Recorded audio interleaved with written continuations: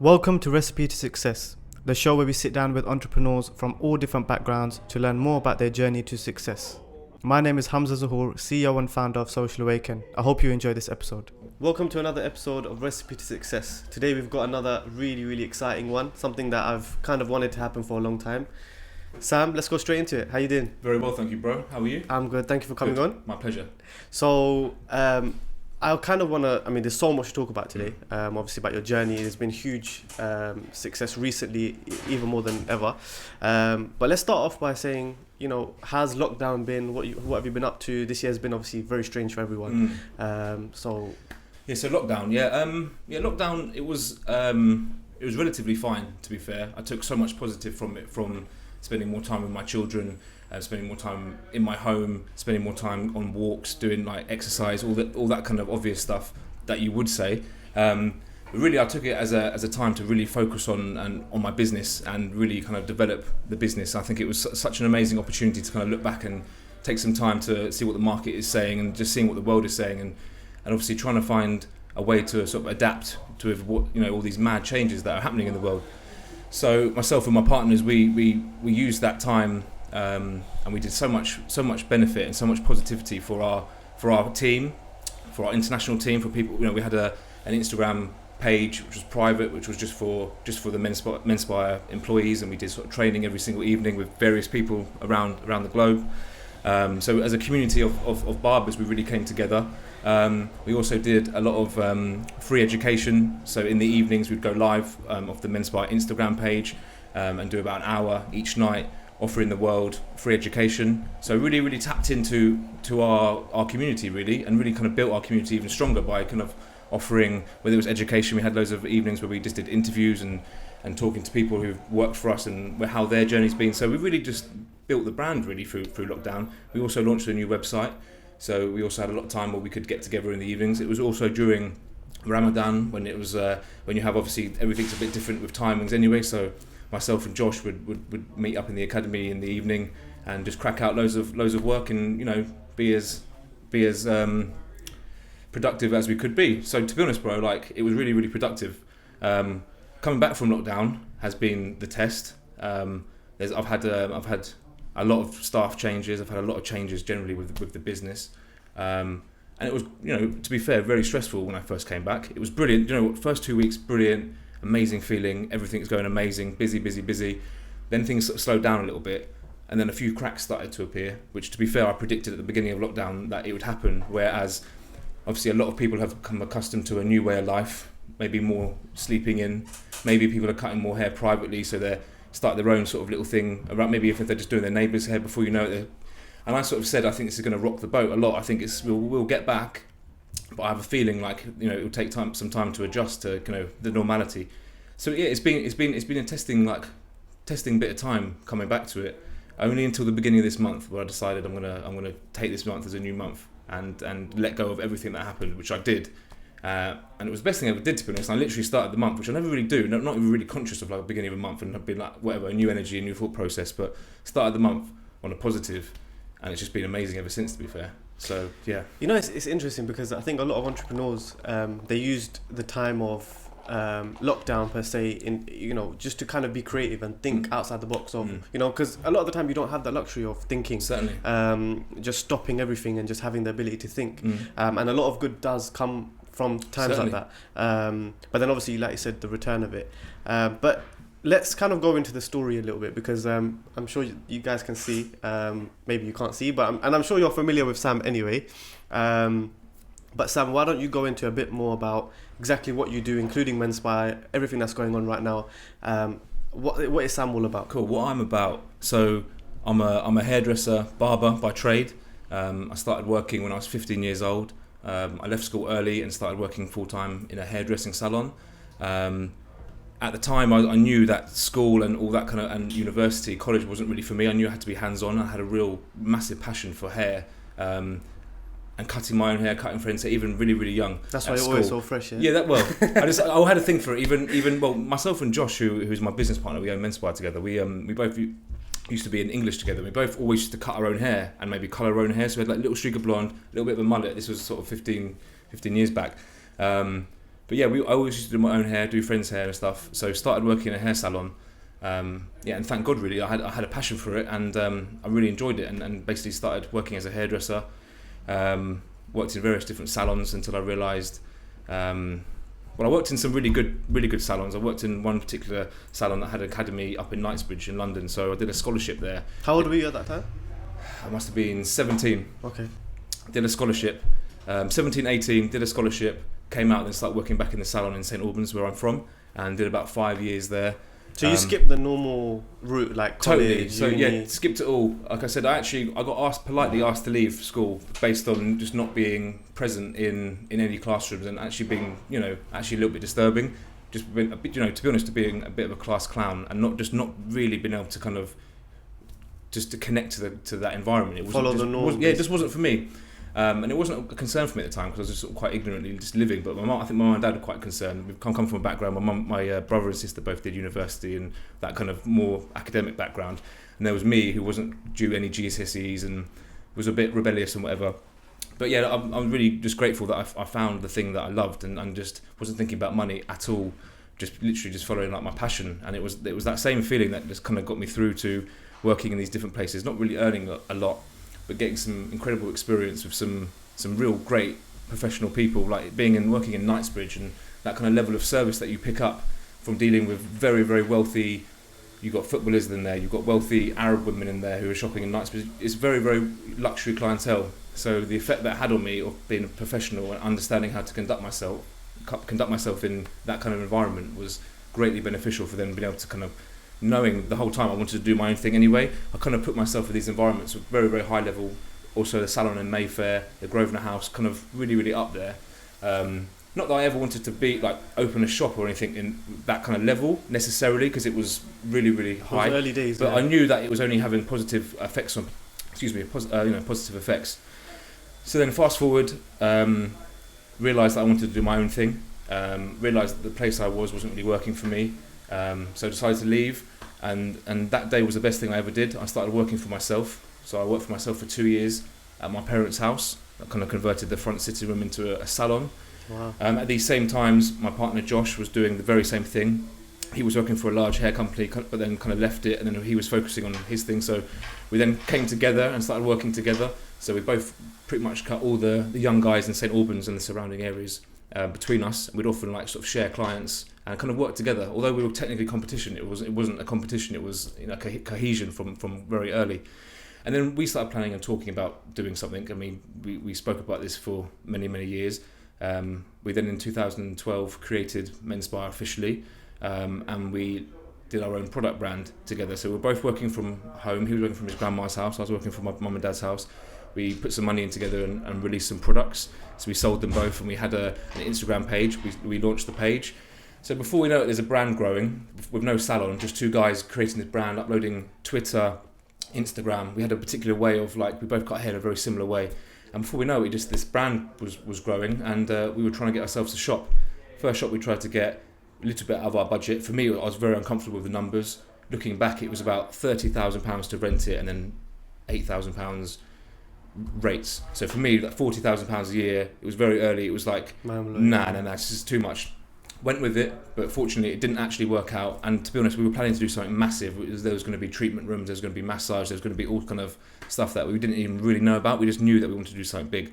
Fortunately, it didn't work out because I don't think we were quite ready for it at the time. Fortunately, the big one didn't work out because it was too big. It was the rent rates could have been manageable, but it was two people starting a business. For me, it didn't feel quite right, and I was quite grateful the landlord didn't actually have faith in us and actually decided not to give it to us. So I would say fortunately, because so you think it's a part of the process? process? Yeah, 100%. It wasn't right, because then what we did, we made a decision.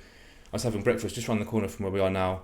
I looked across the road. There'd been a tiny little unit, had been there for a long time. It used to be a tattoo shop. It used to be weird, little tiny little shop, and had a number of the landlord, and it had the details. Called it and said, Josh, it's a small shop. It might not be the best in St Albans, but let's just get this thing going. Let's work together, even if it's just you and I for the first year. Let's get this thing moving. Persuaded him that it was a good idea, and we went for it. And we it's a tiny little shop, but it was our first little shop. What year was that? This was, so we were planning it all 2013. Very, very beginning of 2014 we opened. Amazing shop. We had a team of 5 people cutting hair in there. It was tiny though, so we knew it was too small. And probably 6 months into it, we realised it was too small, and what we wanted to do just didn't really fit it. So we found this shop, which was literally around the corner, and it was upstairs and downstairs. We're obviously downstairs now, and we realised, what we wanted was something more to this scale. Still a very humble start. It's a humble area. It's not, we're not in the high street. It's still, but it was a jump for us, and so we took the risk and got this shop. We did the whole thing, spent a lot of money on it, made it exactly how we wanted it, and this was about 5 years ago now. We made that transition of a small little barbershop, massive brand, small business, into a massive brand, slightly bigger business, which was this. And this really, I look at this business and this shop as the launch pad. Everything we have now has been launched from this, for the various people that we've had work here, who we've mentored, who now have their own shops, whether it's in Dublin or whether it's down the road. It's really where we built everything. So it's very important. So this was the first major shop we had 5 years ago now, and fast forward, we now have many more. But that was the kind of very, very start of Menspire, basically. So let's talk about Menspire a little bit in terms of people that don't know what it is or what makes it different. What is Menspire, and why is it? Obviously, we'll go into the story of the fact that you've grown so quickly and massively. Yeah. But what would you say Menspire is? Long story short, we're a brand that is crossover of barbering and hairdressing, and we try and meet in the middle of an average nice men's barber shop, that kind of feeling, but in like a more of a salon environment where we're serving teas and coffees and washing hair. So the concept was, myself and Josh, we both worked in hair salons at the time, but we had a massive passion for cutting men's hair, and we didn't really see that many men coming through the salon. If they did, they weren't particularly having overly creative haircuts. It was all kind of, generally back in the day, people wanted like a skin fade and a nice cut on top. You have to go to almost like a Afro-Caribbean barbers to get the skin fade, then into a Tonian guy perhaps to get the top cut. That was the norm like 10 years ago. It really, really was. And we just saw a massive like gap in the market where there isn't that in between, where you don't want to go to that. Although barbershops are great and they serve a fantastic purpose, but the man that might want a little bit more of service, a bit more for his money, might want a hair wash, might want a nice coffee, might want a haircut that is going to last them for a long time, done by someone who's got great expertise, who's been trained properly, etc. So that's in a nutshell what it was, and it's a norm now that there is that sort of crossover where you get lots of nice barbershops now, almost like a salon feeling where there's a receptionist or whatever, like what we've got. It's a norm now, but it didn't used to exist, and we saw that gap and we knew we had to fill it. And I kind of feel like we were one of the first brands, if not the first brand, to kind of really make any kind of mark on the industry by doing it, and it kind of worked. And I think it was very obvious, but it just wasn't ever kind of executed correctly, where there was that kind of transition, because it might seem very obvious now, but it just didn't used to exist. Alongside that, we obviously had our products from early, and also education as well, which is a massive part of our brand, where it's more of Josh's focus, where we have an academy up in town, and we have we've got the salons and we've got the education. They're both equally as important as each other. And we've also, been really well known via all our international work that we've been doing over the last sort of 6 years. Josh has been literally spent his last 6 years on the road traveling, spreading the brand, whether it's Russia or Poland or America or Australia. That Josh, alongside the other educators, have been So we've been growing as salons, we've been growing as a brand like internationally and UK as well. And that's generally kind of what Menspire is. And that's the kind of the origins. So obviously that's kind of how Menspire started, and that's what it's all about. I know you're a very humble guy, so obviously choose what you want to share. But I would like to know, obviously, I want people to know the scale that Menspire is on now, in terms of the fact that you've gone from starting from a small shop in St. Albans to now having multiple locations, also kind of building a life for yourself outside of actually having to cut hair yourself. So talk on that a little bit if you can. So we're just about to do our deal today on our 18th salon. Congratulations. Thank you so much. And I say 18th, it's a large number, and I'm extremely grateful for that 18, but I have to say at the same time, as we've been scaling and growing, there has been so many rejections and so many opportunities that have come forward that we've said no to. So it's definitely not like we're just trying to rapidly scale it and get as many shops as possible, because some people might think, wow, that's a lot of people. That is a lot, which is a lot. But that's 18, like, our salons that have been handpicked by us. The people in there are Menspire. Everything is Menspire through us, rather than someone's not just kind of brought a franchise and taken the name and done one. That's organic growth. It's slow growth. Although it's been quick, it's been slow, and it's taken us a while to do it. But we're sitting on 18 now, very, very grateful, with the plan of finishing the year with many more. And yeah, they're international now. We've got USA, which we're in Portland, which we're very grateful for. We've got a salon in the Four Seasons Hotel in Amman, Jordan, in the Middle East, which we're extremely grateful for. We're about to open Amsterdam next month. We've got about 5 or 6 new ones opening next month. We've now got 4 in Dublin. Dublin's very important to us. It was actually the second location we had was Dublin, and that was from a man called Glenn McGoldrick, who basically came and worked for us in this shop for about 1.5 years. And then he in his interview told me that he wanted to take this brand back to his hometown of Dublin. I thought, cool. I actually believed him, and he did it. And he now has 4 salons under his belt and an academy over there. So incredible. So really, really pure Menspire. It's not someone who's just kind of seen an opportunity and taken it. It's people who've worked to us closely, been mentored by us, and the results are now paying off, because not only was it amazing that Glenn took one to Dublin, but now he's got people in his team who have now taken Menspires as well. So we've got Craig Murtagh, who's been worked for us from day one, and now he's taken a Menspire Dublin back to his hometown of Crumlin. So this is how we're growing. We're doing it organically, but there's a process behind it, and that's really how I spend my life now. Like I said, I came into this thing as a barber and a hairdresser, and I humbly say I'm not actually a barber or hairdresser now, because I don't cut that much hair now. I kind of have like naturally grown into being a businessman, which I suppose wasn't intention. It was my intention at the beginning, but I definitely have never claimed to be a businessman or entrepreneur early on, because I think that's a very, very loose term that gets thrown around. Now I would say I don't really cut hair, and if someone asked me what I do, I would have to say more of a director, because I spend my life recruiting people, interviewing people, doing deals, new locations, meeting builders. My life is extremely busy, but not cutting hair now, and that was also a massive intention that myself and Josh made at the very, very beginning, that we weren't about to create ourselves a job, we were about to create ourselves a business. So after the first 3 months, we went away on holiday together and left the shop with the capable hands of who we had. Almost reckless, but it was to prove a point that actually, do you know what, we don't need to be tied into this business to make sure that we're earning money. So we went and did Umrah together, we went on to Turkey, we did loads of various things, and the point of it being it was not that kind of being reckless. It was like, look, let's ensure that we can build this with structure, with systems, that we don't have to be there, and things are running exactly how we want.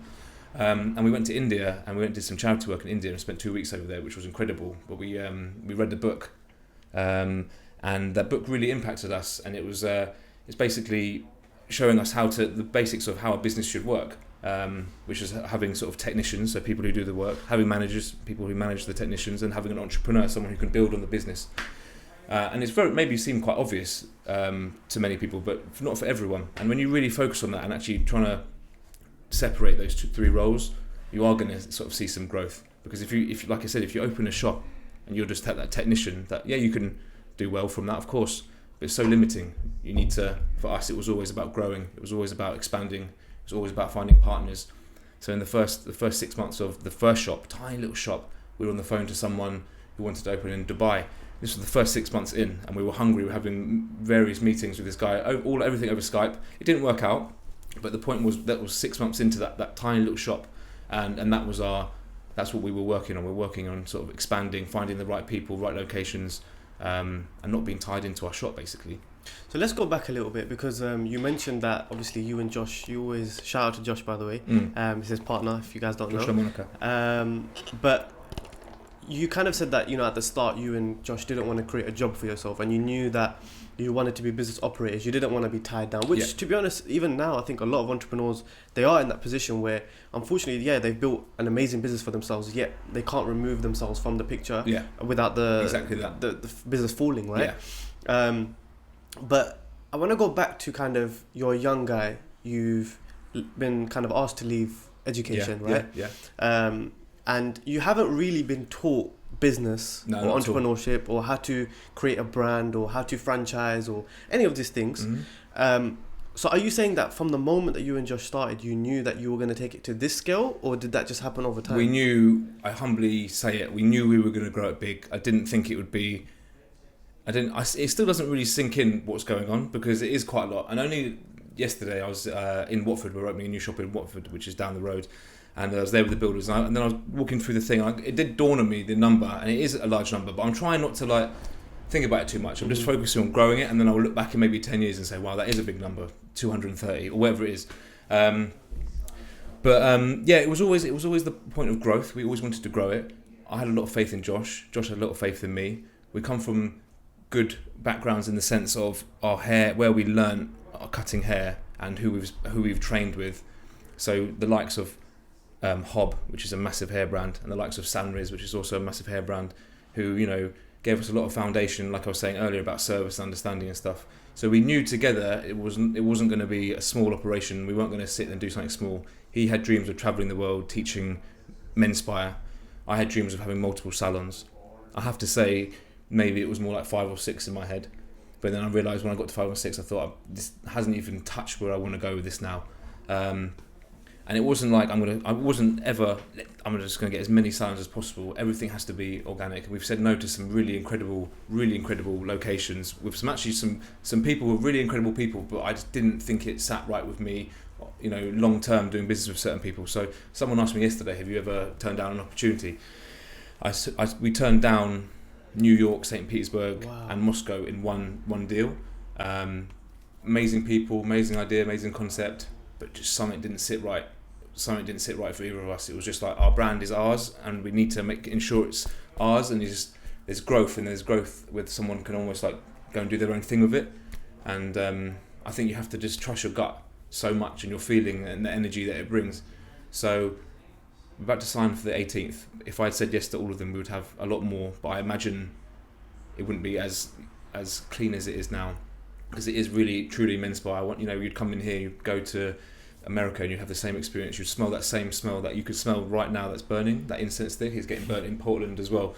Like these things, it's all in the book. This is what you have to have, and to ensure it stays that way, you have that same feeling, that the same kind of things on the plane, on the TV, same person's having the same kind of conversation, that same feeling, that smell has to remain. Is that the McDonald's vibe? Yeah, exactly. That's basic franchising. I'm not saying this is necessarily a franchise, but it's basic. Like, if something works and you want to replicate it, keep it the same. We don't have music on in our shops. Got so many like other partners who've suggested, can I have this? Can we do this? Even if it's jazz, even if it's minimal house. I said, nah. Has to stay the same. If we go down that road, I'm not saying it's not going to work necessarily, but it's just not going to be Menspire. And if we're moving away from Menspire, why do you even want to call it Menspire? Call it another name, because it has to be everything from what we did day one. Mm-hmm. Because why would we change it? Even people. I'm also very, very happy to be coached, and people who know more than me, I'm happy to adapt and move it forward. But our core kind of like core foundation of the things that we do, we're trying to keep that the same, because I think that is the recipe of success. There you go. That was a good one. Yeah, that was organic as well. But so obviously, okay, so you had Josh by your side throughout the process, and yes, yeah. You were friends as well. Yeah.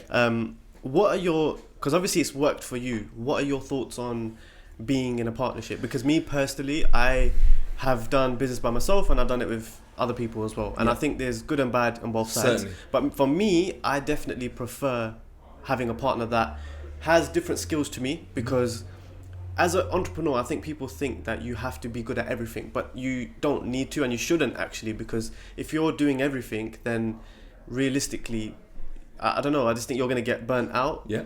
So what's your thoughts? Well, if we look at someone like Richard Branson, who's dyslexic and who's got nothing from school, and to be honest, like if you look at him on paper back in the day, maybe he was going to amount to nothing. But let's look at Richard Branson now.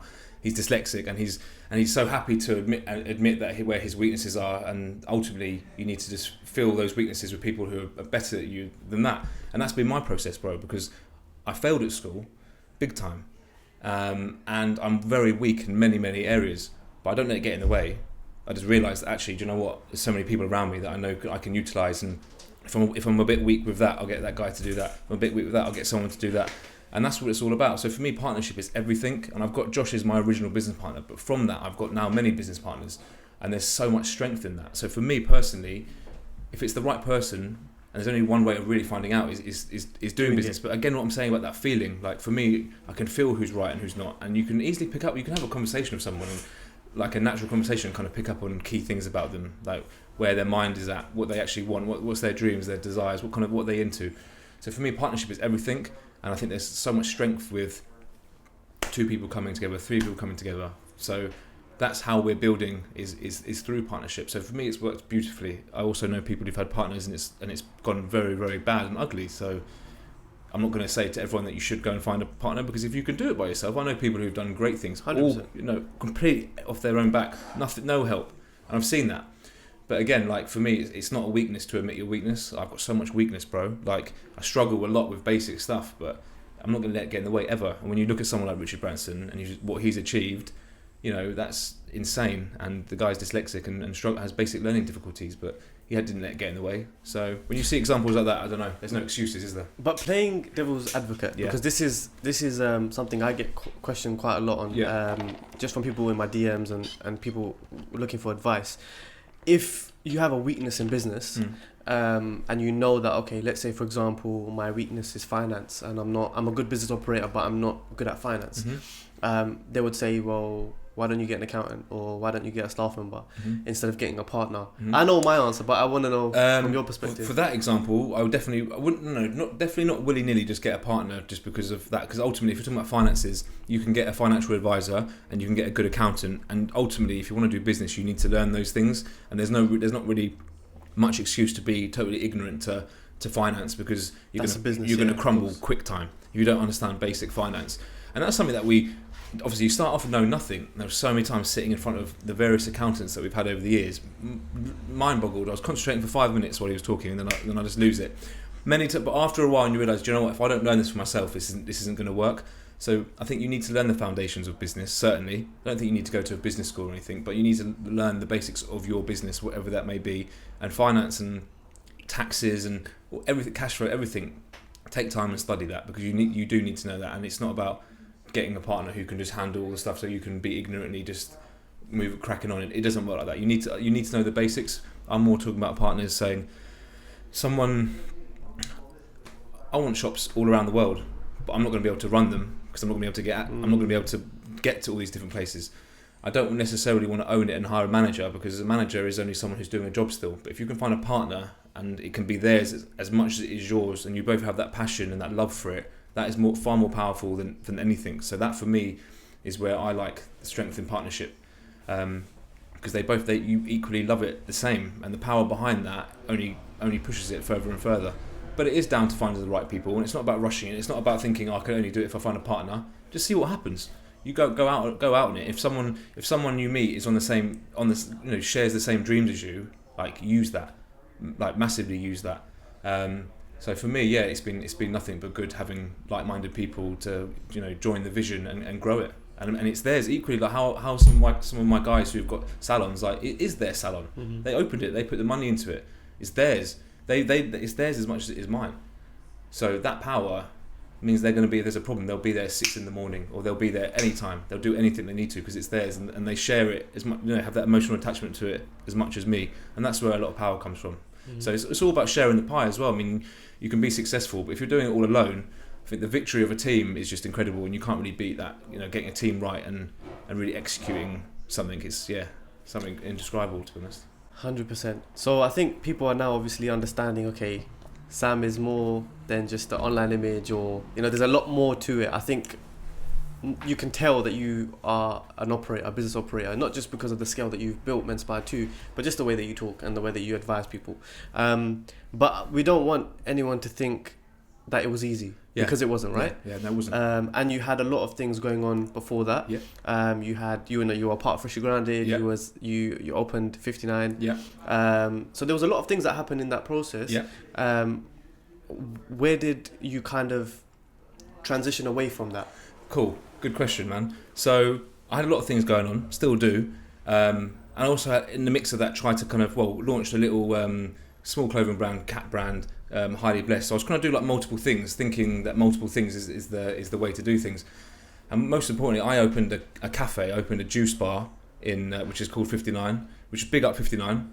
They've just opened their third shop, which is incredible. So I set 59 up with zero knowledge on anything to do with juicing or cafes or food or anything. But we had the unit that we had from the first unit that we had at Menspire.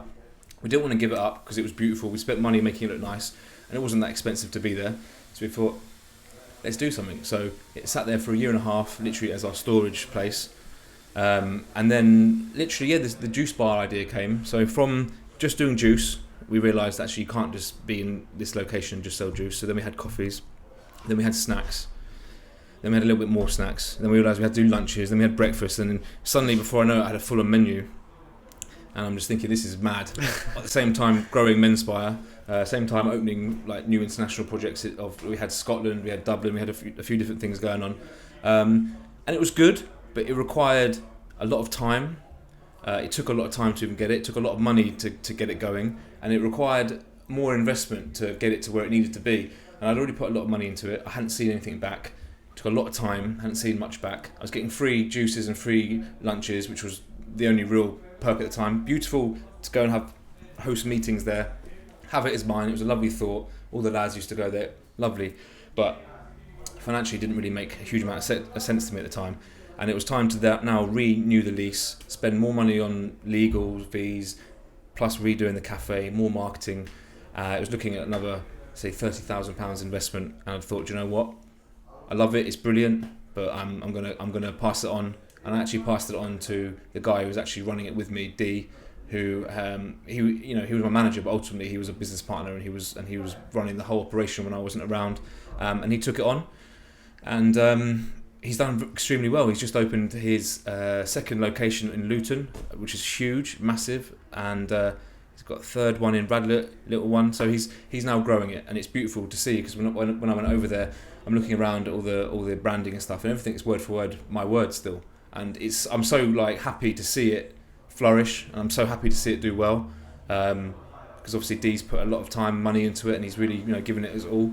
And I look at it as a small victory and achievement for myself, just seeing it grow, because that was always the intention of that. To be honest, I was trying to franchise that straight away as well, having various meetings. Who wants to franchise it? Found people.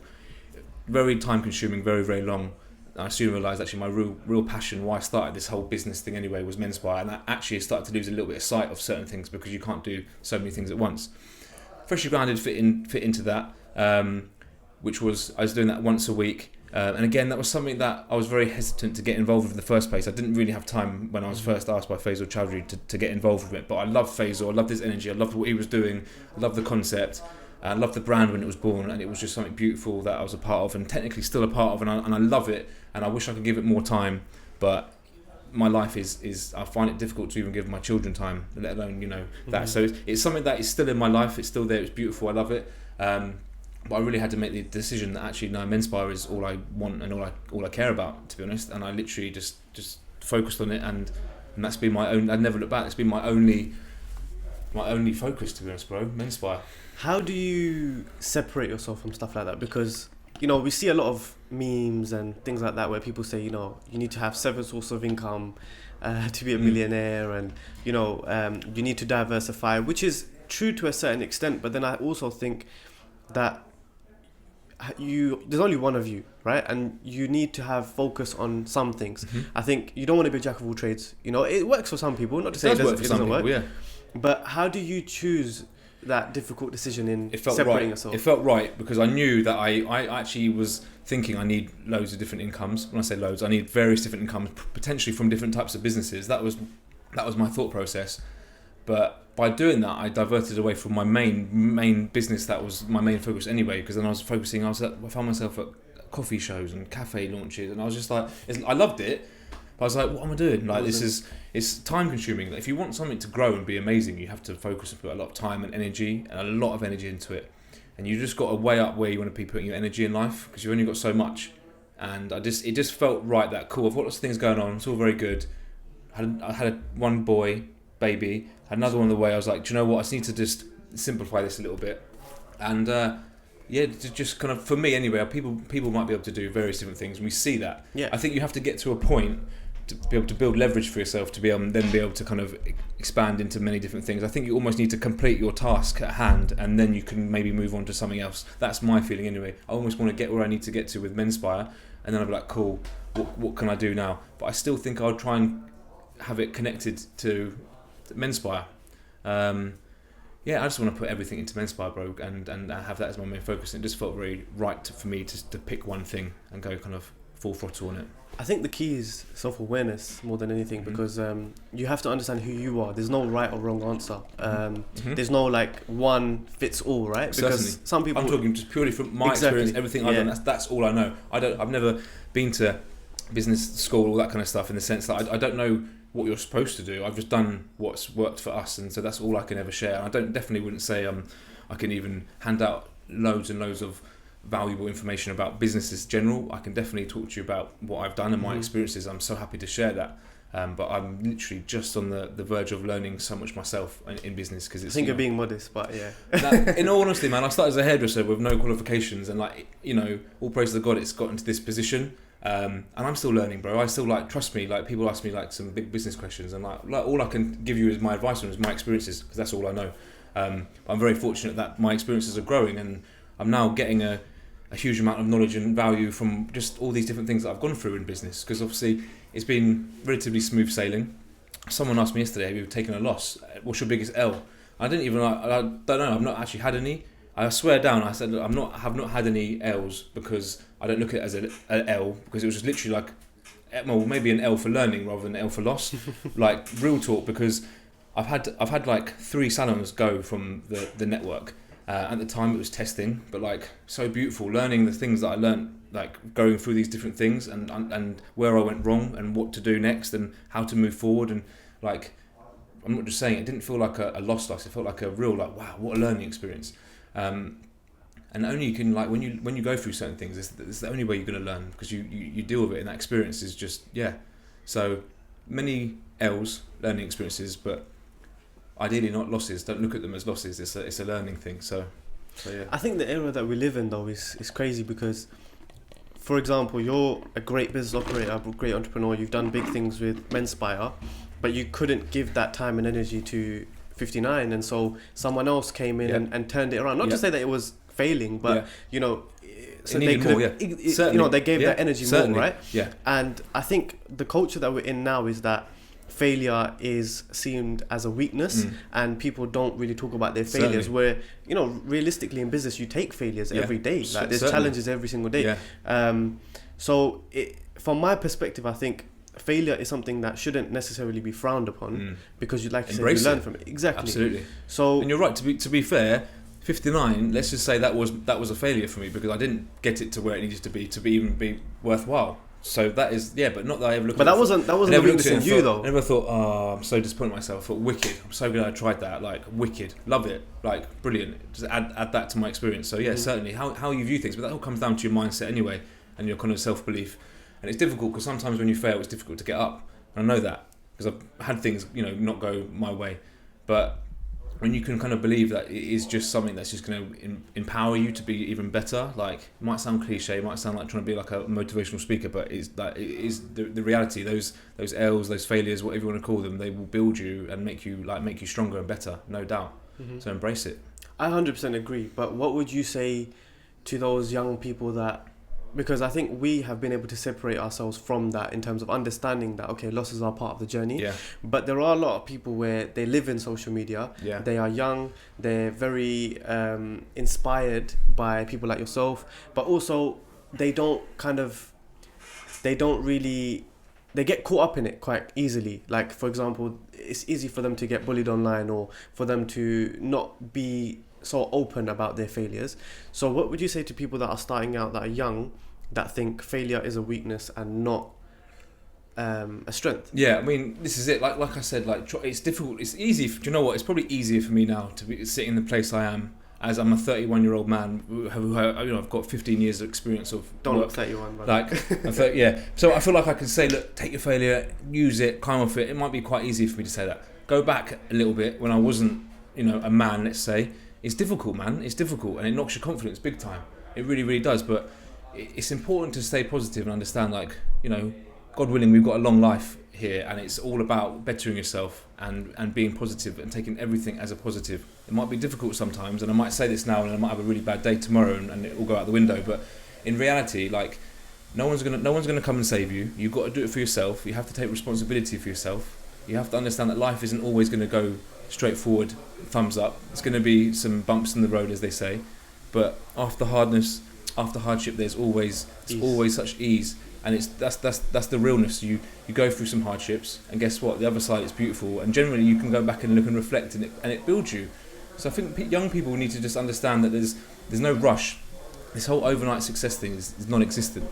We're only now getting to a place that we really want to be after 15 years each of hard work plus everyone else involved. Like it takes such a long time, and just there's no rush, and then just try and get as much life experience. Work for free, try and find good people. In fact, find good people. Just find good people. Find people that inspire you. And if you can't find that, find people that are polite and they're nice. And just be around positivity. If people are negative, if they're moaning, if they're whining, if they're bitching, just try and separate yourself from that. And social media is nonsense. I love it. I respect it.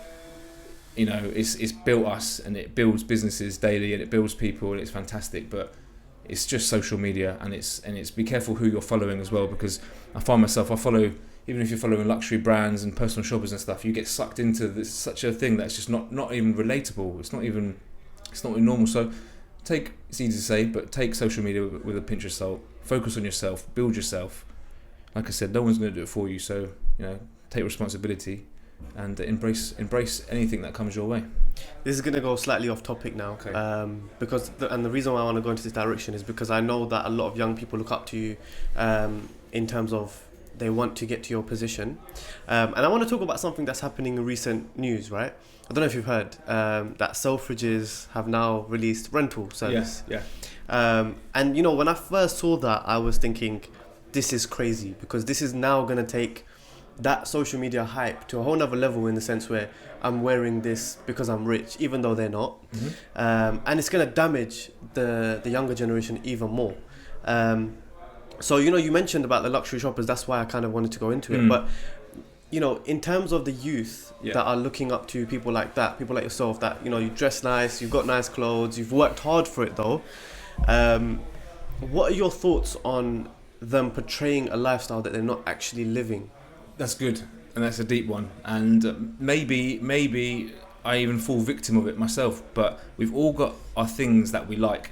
And for me, I've always loved clothing, I love style, I love fashion, and that is something that I would spend my money on. I don't spend money on cars, I don't spend my money on going down to the pub, club, or anything like that. I kind of there's certain things that I do with my money. I try to save majority of it, but the bits that I spend after I've covered all my expense, all of my wife, my children, everything else. If there's a little bit left over, potentially I might buy something clothing related. I feel it kind of it's something that not doesn't give me happiness, but it's something that I have a genuine passion and interest it's like a hobby, for. And that's kind of where some of my expense would go. Whereas I've got other friends who drive insane cars and they wear a t-shirt from H&M, and that's fantastic. And that's where they put their kind of extra bit of money into a car because they love it.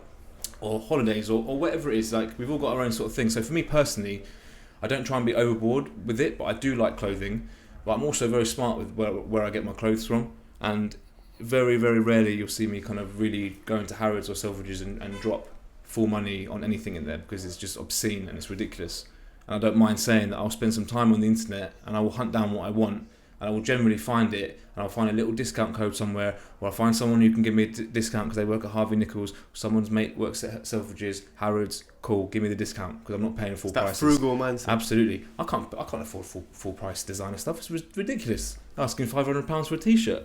I find someone in my network who works at Selfridges and say, can I have 40% off, and wait for it and get it, and no problem. I don't mind saying that as well. So I'm not trying to portray that, because I'm might wear a luxury t-shirt, maybe. I guarantee I haven't paid full price for it. I've got a discount on it, and that's, like I said, that's my thing. But it is worrying. Let's just say a lot of the kids are inspired by the rappers and all that kind of stuff, and the clothing and the jewellery and all that kind of stuff is obscene and ridiculous, and I don't think majority of them can even afford it. But it's about understanding what you like, what you don't like. Clothing is the biggest waste of money. At the same time, I've got a really good eBay account, I've got a really good Depop account, and I sell all my stuff. I wore a pair of trainers maybe 5-6 times, sold them. Fantastic. Made 50 quid on them. I'm not stupid with my money, man. I just want to get that out there, because I do get DMs and stuff saying, why do you wear this, why do you wear that? For example, I love watches as well, and I would only ever purchase something which is going to maybe be an asset, or with something that's going to give me some, maybe earn some money from it. So without going into detail, over the last few years I've brought and sold different watches and generally have made money on each watch. So again, it's not about owning something that's hopefully someone will think I'm a millionaire by wearing that. It's like, cool, if I get that now, I know that's not being produced anymore, I know that's going to go up, so I can wear that and then earn £2,000 in 2 months of wearing a watch which has gone up in value. So about knowing where you're putting your money and not being frivolous. If you really desire something nice, work for it. If everything else is paid for and covered and you like it that much, try and get a discount on it, wear it, you get bored of it, sell it. Yeah, that's my kind of stance with designer. I'm not going to try and be a hypocrite and say, the kids are sucked into all this stuff. But I tell you what, from my day to how it is now with children, like the clothes that children are wearing, always fresh Nikes, everything fresh. Like, wasn't like that when I was younger. I don't know where they get the money from, but the pressure is there. The pressure is there for people to show up and impress, and social media is obviously giving that pressure. And I think there is something wrong with it, but I think, with balance, like everything, fine. If you want something nice, work for it, work hard for it, and sell it afterwards. Thank you for being so honest, because I think... I don't mind being honest. I'm really am being honest. Like, full price designer is obscene. I love it. Some of it I love. Some of it's really beautiful. Most of it's overpriced and just ridiculous. But if you can take time and be patient, not everyone has got a Lincoln or anything. But if you can ask your friend, or do you know anyone who can work there, or anyone help me out? I've got one of my best clients works for Nike. I don't pay full price Nike. Can't afford it. It's expensive, man. Nike's become expensive. £80 for Air Force Ones now. They used to be like 40 quid way back, then 60, £80. My point is, look, let's be smart. Jump on eBay, search Air Force One. I bet you can find a second-hand pair for cheap. I'm just saying, if you want to show up and impress and look fresh, there's ways of doing it without putting the full money down. I don't mind literally openly and talking about that. And to add to that, I think that what you just said was so valuable, because it's so easy to look at someone's Instagram account and think, wow, this guy's a baller. Mm-hmm. But little do they know that, he's actually getting discount from it. But he's enjoying his passion. He loves it. Yeah. But he's doing this and he's doing this and he's working hard. He's got a successful business, right? It's not just asking money from his mum or whatever. Yeah. You won't catch me put on my story me dropping money on anything. Like, I might wear the odd thing or whatever, but like that's my little thing that I really like, and that's Yeah, so just I think advice to young people, just kind of be wary with who you're looking up to, but also don't just assume anything from Instagram, because there are some people that are selling a lifestyle to you for their own personal gain. Whether they're selling courses or whatever it is, they're selling a lifestyle. So don't just get trapped into that, because you don't know the truth behind the story. And I'd say 9 times out of 10, there's a lot of people out there who are just fronting it all. And I'm not even like trying to front 100%. Anything, but like a lot of people out there fronting, like, really, really wealthy people don't act that way. To be honest. Bill Gates doesn't wear Gucci. No, and all that kind of stuff. Which again, I love all that. You see that the billions of pounds worth of people, they're not wearing designer. I love all that. But they've done that. At the same time, they've done it, or maybe they're just not into it. Maybe they're not, because look at the clothes they're wearing. Like, so I kind of take that with a pinch of salt as well, because I wouldn't mind being a billionaire. I'd probably still wear like a maybe because that's you. Because that's what I actually really like. I don't do it. I don't know. If I wear that, people are going to take me more seriously. I was like, that's beautiful clothing. Like, let's face it, designer clothes are designer for a reason. It's designer, so it's more to it than just wearing it to try and but it's like off. You said, it comes down to self-awareness, because you're not necessarily crazy about cars, whereas some other people are. Exactly. There's balance. So what do you like? Like, there's no problem in it. That's the thing. There's no problem in it. It doesn't mean I'm obsessed with money because I like to wear like the occasional nice thing. But I guarantee that thing's got a discount on it. I promise you. Everything I'm wearing is discounted. Don't mind admitting that. It's crazy. So you started all of this Menspire from being a barber yourself. Yeah. I think over the past few years, we've seen kind of a rise in young people thinking, okay, let me go down the barbering route because I can be self-employed. There is money to be made. Yeah. And I know that there's a lot of people that have been inspired by that route and it's worked for them. Yeah. You're going to like what I want to do here. Mm-hmm. But what would you say to people that are inspired by Menspire in terms of getting to that level, from escaping from just being a barber and cutting hair themselves to actually having a full-fledged operation? As in someone who would want to actually... Someone who's a barber now, or thinking about becoming a barber, and they've never kind of thought about it as further than just me clipping hair. Okay, good question, interesting question, because we've got a new academy which is up in the centre of town. It's massive, it's beautiful, it's gorgeous, it's really, really impressive. I say that humbly, it's really beautiful. We used to have an academy just across the road here, tiny little academy. That was the start of the education. We then went up the road, expanded. COVID came. the rent wasn't reduced, all this kind of stuff, the pressure of that, like this huge brand new building, suddenly no barbers or hairdressers have got money to invest in themselves. But we had a huge rise in beginners courses. So we've got loads of now people who have left their job or whatever they've been doing and decided to become a barber. So it's just interesting how the professional courses are very, like, pretty much slow. No one's really kind of even travelling around or even investing in themselves right now after COVID. Everyone's probably trying to build themselves up. But the rise in people who have actually decided to become barbers, probably for all the luxuries you said, that kind of being self-employed and being quite flexible and stuff. So it's just so interesting watching it as a market, how the first course we had 2 people on, and the second course is 11 people, and then the third course sold out, and then it's quite interesting to watch certain areas slow down, other areas to really build, and that was the reason why we went up to the larger academy and the larger premises, because we wanted to be able to teach the professional courses alongside beginners courses, so we needed a larger area. And it's just interesting how things work out. But there's a massive rise in new barbers now. Mm-hmm. So in the academy, you're teaching them the ropes? Yep, everything. Okay. So a beginner's course, you would learn everything from start to finish. All details, everything is on our website, menspire.co.uk. Just drop that in there with further breakdowns and details from it. But it would be the case of you start with little or zero knowledge. By the end of it, you can cut hair. And guess what? If you're a really nice person, we'll try and accommodate you somewhere within our company. So again, if you want to do something like this, we've got even our professional courses. Like come and check us out. Like the academy is there to develop people, grow people, educate people. So if you're interested in Menspire inspires you, and it's something that you might potentially be interested in, drop us a message. Come and see us at the academy. And like I said, loads of information on the website about all our courses that we do, and generally loads of information about us in general and what we're all about. So if you're inspired by Menspire, come and speak to us, because that's what we're looking for. You know, it's really inspiring, because I think there's a lot of people that will want to teach other people, you know, their craft or their trade. Yeah. But Menspire, you guys are providing the entire platform in terms of start to finish, but then potentially even open your own location. Certainly. So I think that probably hasn't been done before, as far as I'm aware. I don't think so, no. The model that we're using, as far as I'm aware, hasn't been done exactly what we're doing, and I think it's really, really strong. Like I said, we're not just handing it out to anyone. We're doing it in a organic way, like I keep saying, but with the right people at the right time in the right places. And yeah, loads of people franchise things, and it's the franchise market. You go and buy a couple of $100,000 on something. You get the manual, you take it, and you do all that. But that's not our operation at all. We're doing it, like I said, with partners, with people who are like-minded. And a lot of people might think it's a risk. I remember saying to people asking me, why have you given him a percentage of your business?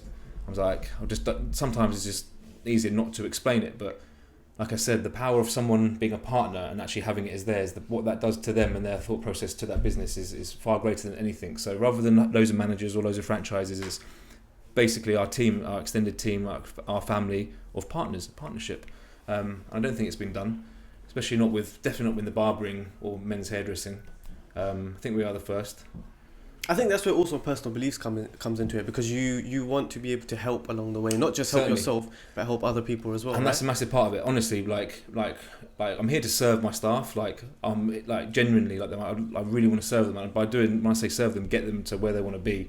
So if I've got someone who joins me, they want to open a shop, no problem. We'll go down that road, and it's a big road, but we'll go down that road. If you want to be a full-time educator, no problem. We have people who work in the company who've worked in our salons full-time for years. And now they don't even cut hair in the salons. They're in the academy teaching full-time. And a lot of people join us for that, because our education and academy is such a massive part of it. And what you can do from that, you can travel the world. Our guys have travelled everywhere you can imagine with us, just doing shows. Like I said, from Australia to you name it, we've been on stage there. So we can give you a lot. We can mentor you. We can make you the best at cutting hair. We can make you a brilliant person. We can really guide you on being a great person. We can guide you as a businessman. You can end up with your own salon, like we've seen. You can end up travelling the world. You can end up with your own academy eventually, like Glenn. But it's a process, and the start of it is just coming in and being patient, really, and knowing what you want and knowing how to get there, and being patient, because a lot of people, like I said, this overnight success thing is just nonsense. And I've had people they come in, they want it all. It doesn't happen for them in the first 6 months, so they go. No problem. It has to work organically, man. That's what I'm saying. Nothing's rushed. Everything is just slow. If it works, it works. If it doesn't, obviously behind closed doors, you're working. You know what you want.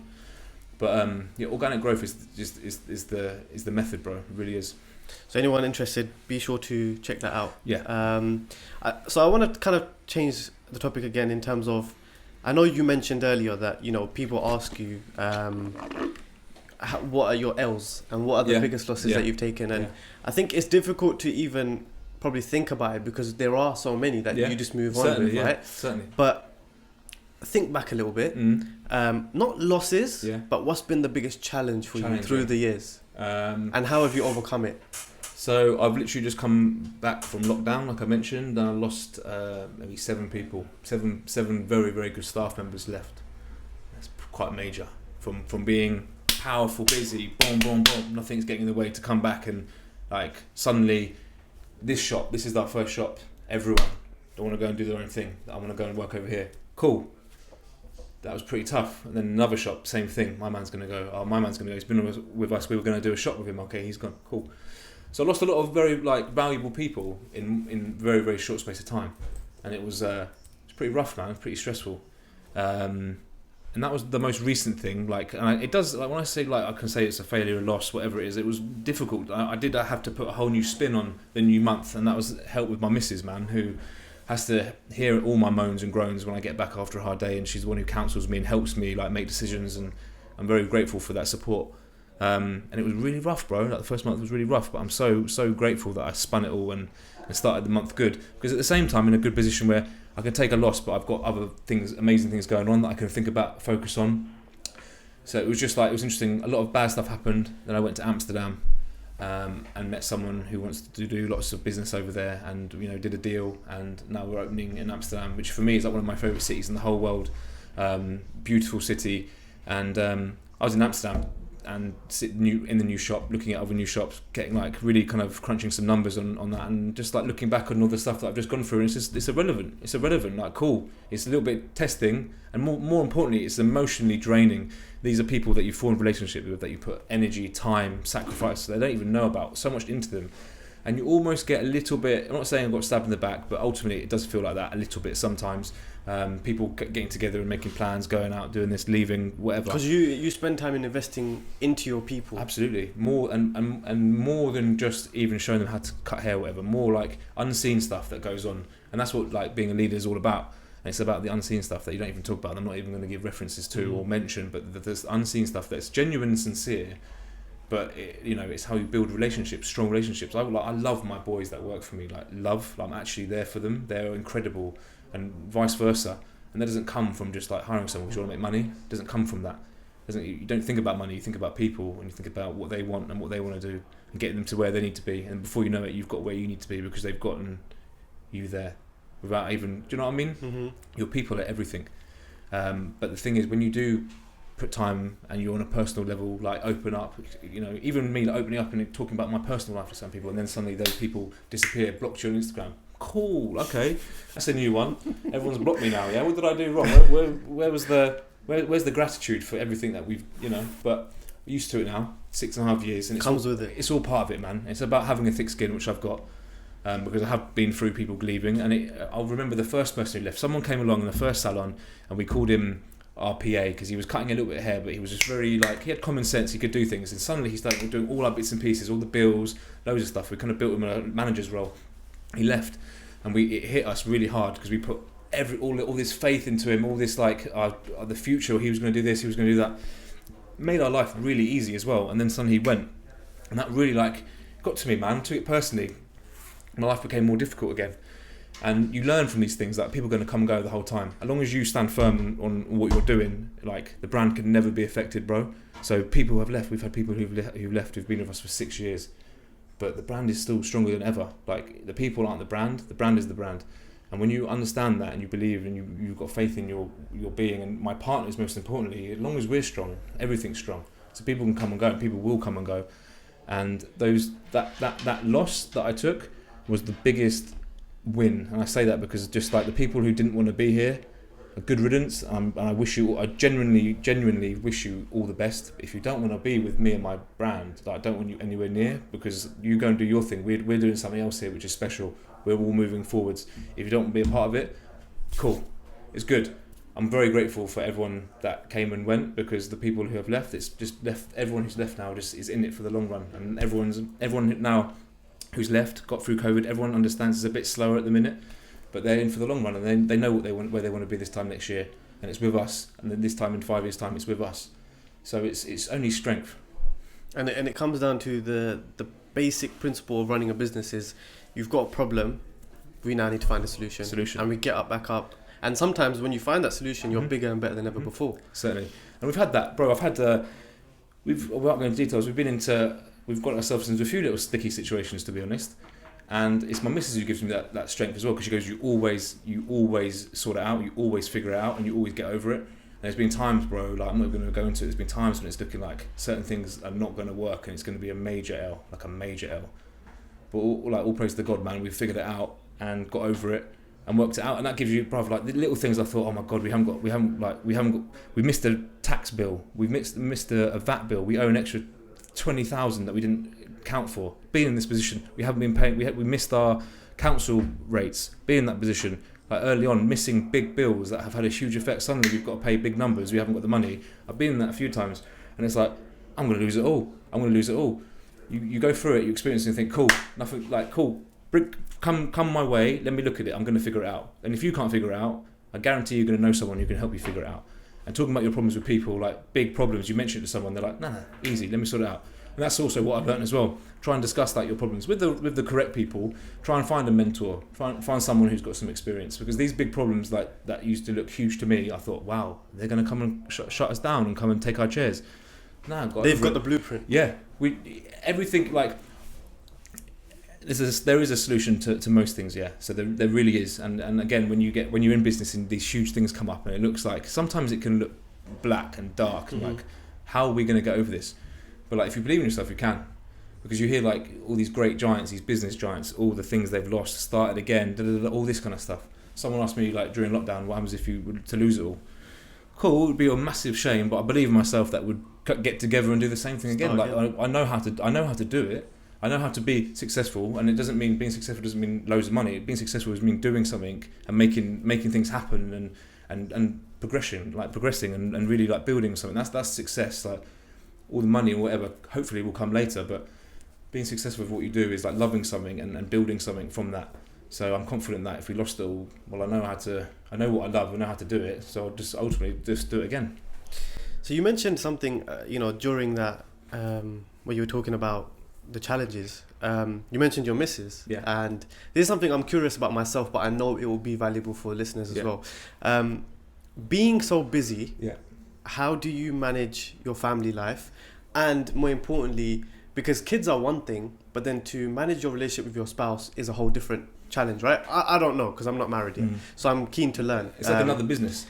It is like another business. Honestly, it's like another business, because you need to invest into it. You need to give it time. You need to give it focus. You need to put emotion into it, and you've got to care for it. So the same as having children. I've got like 3 big businesses: Menspire, Misses, Kids.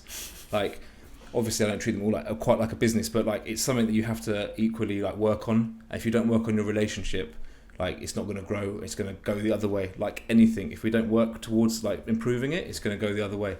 Again, many life lessons over the years of becoming more and more busy, also having 2 children, also giving time to my missus. But along that time, me understanding what is important in life and understanding the value of children and my family, that I will never really ever miss a bath time. 6:30, 7, wow. I am home in the bath, putting them into bath. I will do that. And I've been doing that, to be fair. If you ask my missus, I probably missed under 10. Promise you, man, because that became a massive value of mine. If I'm not going to be there all day with them, I at least need to get them ready for bed, put them in the bath and have that time. Otherwise, I'm not doing my bit as a father. That's how it felt for me. I'm very, very grateful that I was able to obviously sacrifice quite a lot, because I'm busy. I was a busy barber. Every evening would be busy. I was finishing my day 6:30, bit of a stress, bit of a pain, but like very, very like no regrets in that whatsoever, because still having making sure that I'm seeing my children daily, whether it's not for the day or if I can just see them for half an hour to an hour before bed, it was very important to me. So I structured that in, that had to be a priority, man. It had to be a priority. And same with so I've got days of the week that are family days. Sunday, don't disturb me. Like literally Sunday, you won't catch me doing much unless someone international needs an interview. I'll do it in the morning, but Sunday lock off. Monday used to be lock off. Now I unfortunately generally work on a Monday, but those are my days that generally leave me alone with the family. And it's important to, like, you can do all this, you can put all your time into something, but at the end of it, if you can't share it with anyone, and let's face it, it's not everything, the be all and end all business and work, like family and all, you know, this is part life. of happiness. Of course. So there's a balance. So it's like equally, like, you're treating it like a business in the sense that it's important and you need to invest into it. And guess what? The more you invest into it, the more you get out of it. And that's where happiness lays. Like when you can, you know, with your family, even if you're not married, just spending time with your family, like your parents, your brothers, your sister, like that's a great investment, man. Like something you can't really measure. But yeah, just like having, you know, good people around you and making an effort with them, even if it's your friends, you've got good friends, invest into it, invest into that relationship. If it's a positive thing, invest into it, because that is happiness, you know. Wow, I can sit and talk to you all day, but I know you've got a lot going on. So I just want to wrap up with, what have you got planned moving forward? I know you spoke about a lot of locations, but just for people curious. Okay, fine. So next month's going to be very busy. We've got many new salons opening. We've got 2 new ones in Dublin, Watford, Eastcote, Amsterdam. Just started working on the project for San Francisco, which I actually put on my social media last night. So a bit more going on in the USA, and much more growth with salons. We've got really amazing momentum behind us now. So much is happening, and I'm kind of going with it. Not trying to grow too fast, not trying to allow like things to get too big. But we've been working to get in that position where there's, like I said, momentum, and there really is now. They're coming strong. There's teams getting built. So I'm personally just focusing on all the new shops, the new teams. I'm also working a lot more doing one-on-one coaching and mentoring with people.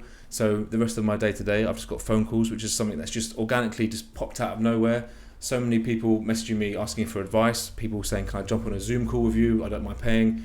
Instead of me saying I haven't got time, I've kind of tried to give myself a little bit of time doing that. So I've picked up a few new clients that amazing, all in the same industry as me. I definitely wouldn't feel comfortable necessarily taking on someone who wants to do a restaurant, but people that, again, like I said, I'm not an expert, but I've just got a certain amount of value and experience that I can share, and that's all I'm ever going to do is share, advise, which is really exciting. It's something that I've always mentored people. I've always always had people around me that you've had to mentor. It's natural, but to be able to take people not in the company, and they're international as well. I've got people I'm speaking to in America, in Canada. And it's nice just seeing people who want a similar sort of thing, and all I can say is just give my sort of recommendation advice. So that's quite exciting as well.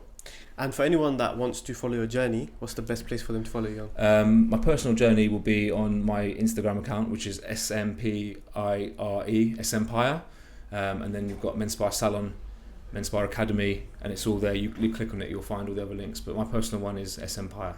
Amazing. Be sure to check that out, guys. And thank you for watching. Be sure to subscribe on all platforms, and be sure to show some love to Sam as well for taking the time out. Very, very valuable episode. I hope you all enjoyed it.